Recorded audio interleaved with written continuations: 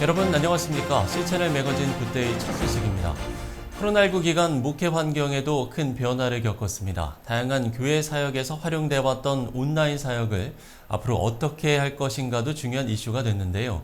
한국교회 성도들은 사역의 성격에 따라서 대면과 비대면 사역을 병행해야 한다는 생각이 우세한 걸로 나타났습니다. C채널 취재팀의 보도입니다.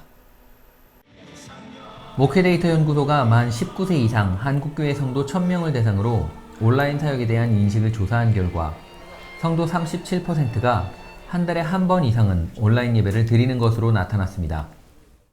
이번 조사를 진행한 목회데이터 연구소 지용근 대표는 코로나 기간 중 예배와 모임 등을 온라인으로 진행했던 성도들이 코로나 상황 완화 이후에는 어떤 생각을 갖고 있는지 목회자가 인식하는 데 중요한 자료가 될 것이라고 밝혔습니다. 성도들이 온라인 사역에 대해서 지금 어느 정도 인식을 갖고 있는지, 그러니까 오프라인으로 다시 돌아가려고 하는지에 대한 것들을 좀 이번에 파악을 해봐야, 그리고 지금 성도들의 생각을 정확하게 목회자들에 전달하는 게 되게 중요하겠다는 생각이 들어서 저희 성도들 사이에서는 온라인에 대한 생각이나 행동이 얼마나 전환됐는지 그런 것들을 좀 이번에 파악해 보려고 했었습니다. 이번 조사에 나타난 내용을 살펴보면 먼저 온라인 주일 예배에 대한 물음에 향후 온라인 주일 예배는 현재와 비슷하거나 줄어들 것이라는 의견이 응답자의 72%로 우세했고, 본인에게 가장 적합한 예배 유형이 무엇인지 묻는 물음에서는 65%가 대면 예배를 꼽아 출석교인 3명 중 2명은 대면 예배를 선호하는 것으로 나타났습니다. 또한 성경 공부와 설교 듣기 등은 온라인으로 대체가 가능하지만 이걸 제외한 대다수의 사역은 대면 사역으로 해야 한다고 답했습니다. 사역의 성격에 따라 온라인 활동이 가능하지만 대면 사역이 중요한 영역에서는 현장 모임을 지켜야 한다는 겁니다. 또한 온라인 예배에 대한 인식에서는 주일에 타 지역에 있을 때는 지역교회 예배보다 본교회에 온라인 예배를 드리겠다는 응답이 36%, 온라인 모임을 통해 신앙 공동체가 만들어질 수 있다는 의견에 10명 중 6명, 59%가 동의하는 것으로 조사됐습니다. 그런가 하면 출석교회가 온라인 예배를 폐지하고 현장 예배만 고수할 경우 현재 교회에 출석할 것인지 물은 결과 17%는 이탈하거나 유보적인 태도를 보였고, 온라인 예배자를 위해 온라인 예배 중계를 지속해야 한다는 응답도 응답자의 81%로 나타났습니다. 하지만 소그룹 모임을 할 때는 온라인 중심의 운영으로 해야 한다는 대답이 17%에 불과해 여전히 성도들은 대면 모임의 중요성을 잊지 않고 있음도 보여줬습니다. 근데 목회 현장에서 확실하게 느끼는 것은 뭐냐 하면 단 한 영혼도 은혜의 사각지대나 소외의 지대에 있어서는 안 된다는 것이, 그러기 위해서는 미디어가 가져다 주는 이 파워와 효과를 교회는 오히려 더 효과적으로 활용해야 된다. 그래야 한 영혼이라도 더 복음 앞에 또 하나님 앞에 더 가까이 나아갈 수 있는 도구로서의 영상 예배로 생각한다면 문제가 굉장히 좀 단순해지고 또 복잡하지 않게 그 부분을 판단할 수 있지 않을까, 그렇게 생각을 합니다. 이처럼 온라인이냐 오프라인이냐의 논쟁이 큰 의미가 없게 된 한국교회의 현재와 성도들의 인식. 앞으로는 대면 사역과 비대면 사역을 어떻게 구분하고 적용할 것인가가 한국교회에 주어진 중요한 과제가 됐습니다. C채널 뉴스 황정희입니다. 헝가리 개혁교회가 특별총회 기간 중 지난 15일 부다페스트 라더의 개혁신학교에서 우크라이나 전쟁과 유럽, 아중동, 북남미, 아시아 지역에서 발발한 전쟁을 통해 예수 그리스도의 화해와 평화 정착을 위한 국제 컨퍼런스를 열고 방안을 모색했습니다. 이날 컨퍼런스에는 세계개혁교회 연맹, 독일 개신교회, 스위스 개혁교회, 아일랜드 개혁교회, 영국 개혁교회, 미국 장로교회, 시리아 개신교회 연맹, 폴란드 개신교회 연맹, 오스트리아 개신교회 연맹 관계자들이 참석했고, 명성교회 김하나 담임 목사가 아시아교회를 대표해서 초청 강사로 참여했습니다. 참석자들은 우크라이나 전쟁에 조속한 종식을 위한 각 교회들의 기도와 노력에 공감하면서 평화와 화해를 이루는 그리스도의 대사로서 사명과 책임을 재확인했습니다. 한편 김하나 목사는 7월 14일 헝가리 개혁교회 다뉴브 시노드 본부에서 데브레첸 시노드교회 지도자들과의 면담을 갖고 상호 협력을 논의했습니다. 면담에는 헝가리 개혁교회 빼케테 까로이 감독과 교구관장 버드 지그몬드 목사, 1538년에 개교한 데브레첸 개혁신학교 총장 라트벨라 목사 등이 함께해서 의견을 나눴습니다. 한국교회 봉사단이 폴란드에 거주하는 우크라이나 난민 캠프를 방문해서 음식과 의류를 나누는 사역을 진행했다고 17일 밝혔습니다. 폴란드 카토비체에 위치한 난민 캠프에서는 프로보노 국제협력단과 동역 목회자들과 함께 어린이 맞춤 교육 프로그램을 진행했고 교육 물품을 나눴습니다. 또한 쿠라쿠프에서 열린 선교대회에서는 회복 그리고 나눔이란 주제로 우크라이나 목회자와 가족, 교회 동역자들과 함께 교제 시간을 가졌습니다.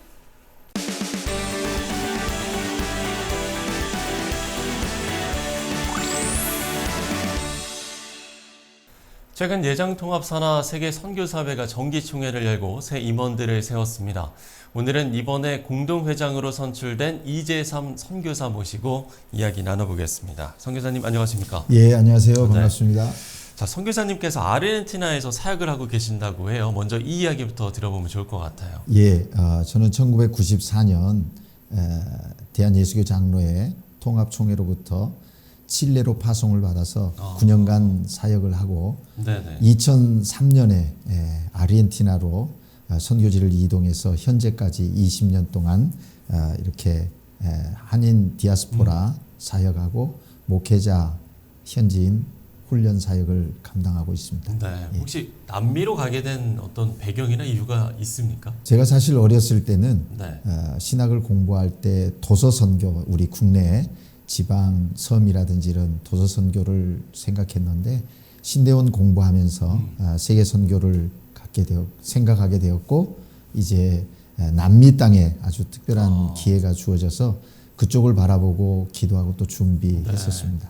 자, 앞서 말씀을 드린 것처럼 지난 8일에 정기총회가 있었다고 해요. 총회 산하 선교사들이 매 2년마다 한 번씩 모여서 함께 총회와 선교사 대회를 병행해서 진행합니다. 네네. 이번 선교사 대회는 특별히 우리 107회기 총회 주제에 맞춰서 복음의 사람 예배자로 산다라는 그 주제를 가지고 특별히 동역 선교, 동반자 협력 선교와 또 교육 선교에 대한 세미나를 진행하고 네. 아침과 저녁에는 특별히 영성 집회로 말씀과 기도, 찬양 가운데 많은 선교사들이 육체적인 피곤함에 쉼도 얻고 또 회복도 하고 또 영적인 재충전을 하는 그런 아주 귀한 시간을 저희가 가졌습니다. 현재 지금 통합총회 파송 선교사 규모는 어느 정도나 됩니까? 예, 저희 총회 파송 선교사는 세계 91개국에 네. 808가정, 1,560여 명의 선교사들이 세계 곳곳에서 지금 사역하고 있습니다. 예. 그렇군요. 선교사 훈련과 파송의 과정도 있지 않습니까? 이 부분은 어떻게 진행되는지도 이야기를 해주시면 좋을 것 같은데. 저희 총회 선교사로 파송을 받으려고 하면 네네. 교단 선교사 규정에 근거해서 선교사 후보생 자격과 선발 기준 또 그 원칙에 따라서 선교사 후보생들을 매년 2회 이렇게 선발해서 소정의 과정, 훈련의 과정을 거쳐서 이제 선발하게 됩니다. 그리고 그 선발이 끝나고 나면 이제 서류 심사를 거쳐서 네네. 세선부의 세계 선교부 위원들의 면접을 하고 또 그 면접 후에는 일정한 기간 부부가 함께 또 합숙하면서 훈련하고 네네. 그리고 이제 인선되어진 그분들이 파송 예배를 드림으로 선교 현장으로 그렇게 나가는 과정이 있습니다. 많은 분들이 파송 선교사의 감소나 코로나 같은 또 외부적 요인들이 또 최근에는 있었고 그렇기 때문에 이 선교 현장이 좀 위축되지 않았을까 이렇게 좀 걱정하시는 분들도 계시거든요.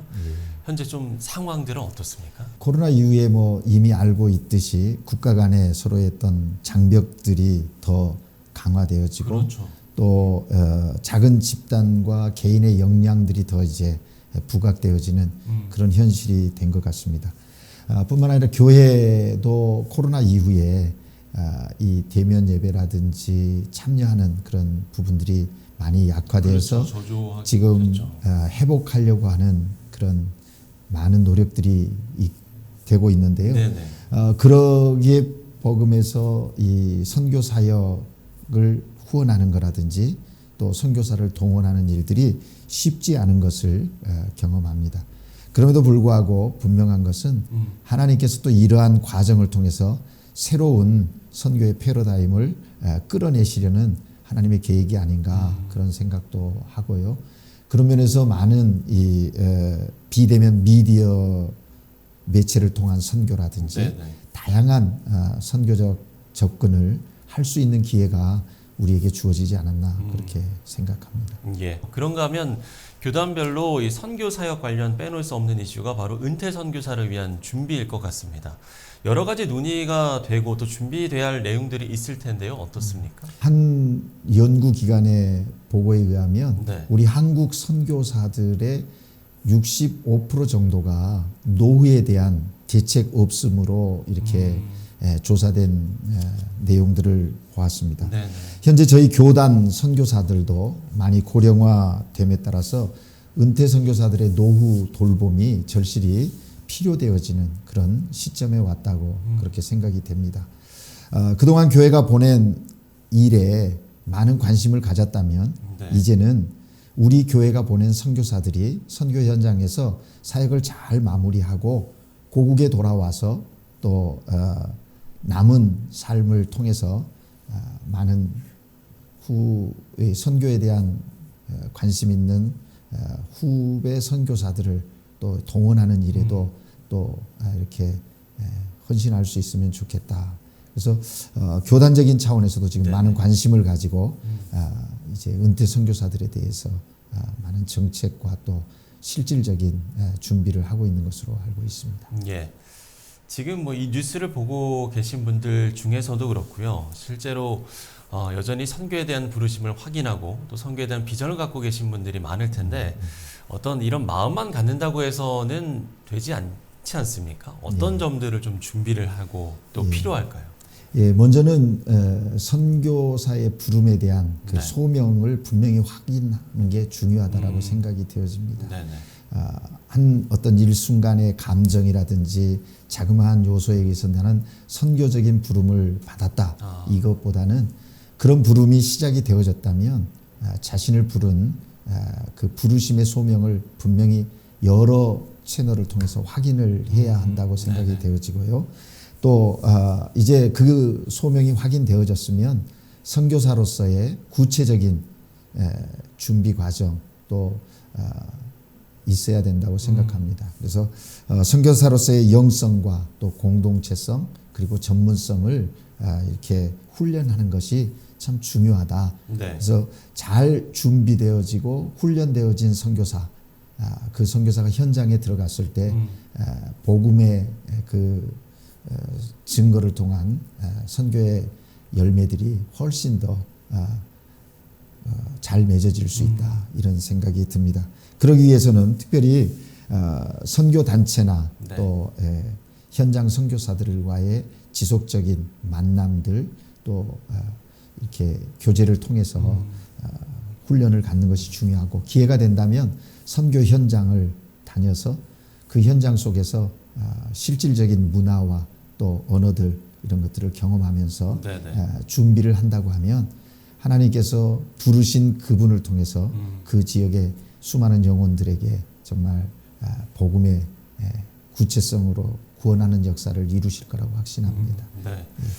자, 지금도 뭐 세계 곳곳에 정말 선교가 필요한 지역들이 많습니다만 그 중에서도 가장 좀 관심이 가는 지역이라고 해야 될까요? 아니면 어떤 선교가 필요하다라고 생각하는 지역이 있겠습니까? 예, 저는 제가 사역하고 있는 곳은 카톨릭 문화권인 남미입니다. 그리고 또 뭐 모슬렘권 또 힌두권 각 이렇게 종교별로 또 종족별로 구분을 하는데 그러한 부분도 참 중요하지만 네. 이제는 세계화 시대 속에서 우리의 가장 가까이 있는 이웃들 복음을 듣지 못한 이웃들에게 이 복음을 전하는 선교 사역이 중요하다.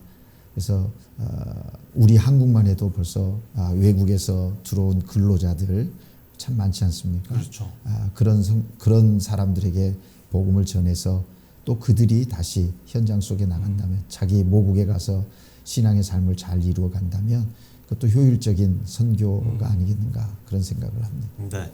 어떤 마음으로 함께 기도하면 좋을지 끝으로 기도 제목 나눠주시면 좋을 것 같아요. 예, 두 가지 정도 기도 제목 부탁드리고 네네. 싶습니다. 첫째는 모든 선교사님들이 하나님께 드렸던 선교사의 그 마음, 첫 마음을 잊어버리지 않고 끝까지 겸손하게 또 사랑으로 사명을 감당할 수 있도록 기도해 주시면 좋겠고요. 네네. 또 하나는 모든 선교사들이 육체적으로, 정신적으로, 영적으로 건강해서 주 예수 그리스도의 복음을 선포할 때 그곳에 하나님의 나라가 임할 수 있도록 기도해 주시면 현장 선교사들이 복음 증거하는데 큰 능력으로 행할 수 있을 것 같습니다. 예. 자, 모든 선교사님들의 그 처음의 마음을 잊지 않고 또 영육이 강건하길 기도해 달라고 당부해 주셨습니다. 네, 지금까지 예장통합 선교사회 공동회장 이재삼 선교사와 이야기 나눠봤습니다. 오늘 말씀 고맙습니다. 예, 감사합니다.